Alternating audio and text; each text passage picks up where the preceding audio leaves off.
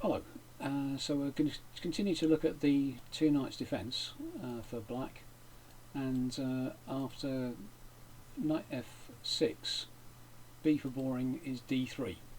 This may be heading to the sort of territory of the Guaco Pianissimo line, which I call Old Stodge, and rightly so. I mean, the terrible danger of getting into Old Stodge starts with bishop to c5 and now knight to c3, d6 with a symmetrical position, which a lot of young players will play, and will play probably quite badly.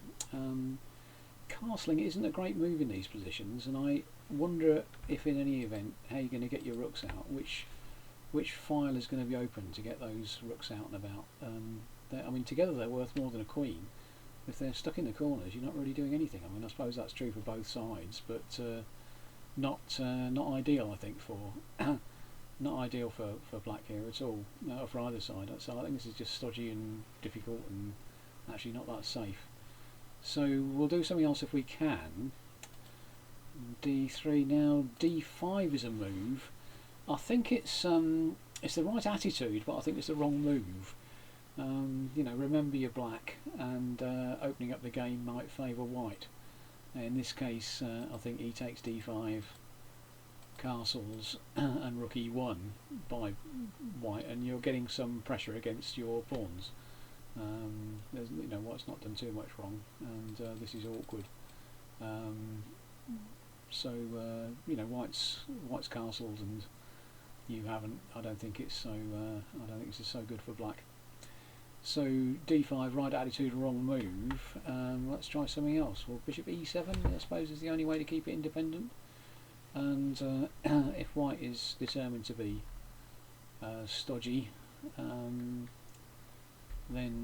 well, play a move like bishop to b3.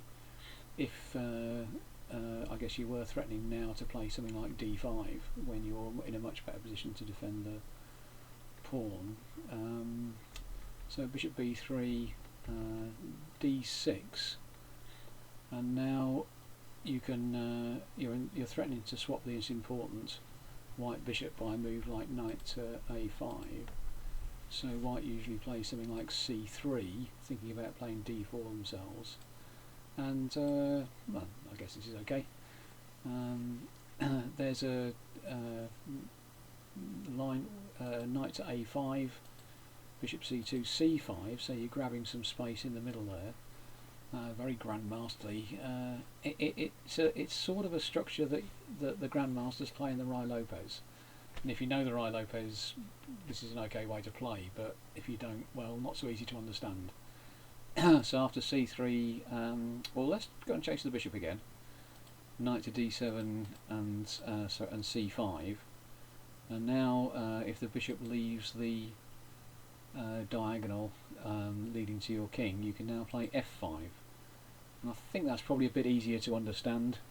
You've got good development, and you're starting to find an open line for the rook and put a bit of pressure on white's position. I mean, it's no more than equal, but I think it's a little bit more fun than playing old stodge.